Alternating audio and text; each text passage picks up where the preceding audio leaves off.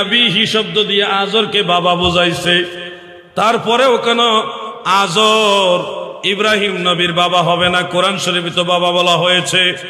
শোনো হে ভাই আমার, আরবের ভাষায় আবুন শব্দটা বাবাকেও বোঝায়, চাচাকেও বোঝায়, দাদাকেও বোঝায়। যে হুজুর এটার প্রমাণ কি? এটার প্রমাণ হলো কোরআন।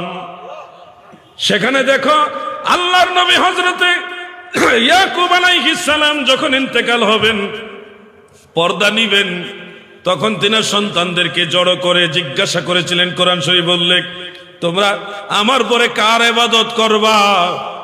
সন্তানেরা বলেছেন, ক্বালু না'বুদু ইলাহাকা ওয়া ইলাহা আবাইকা ওয়া ইলাহা আবাইকা ইব্রাহিমা ওয়া ইসমাঈলা ওয়া ইসহাকা। না'বুদু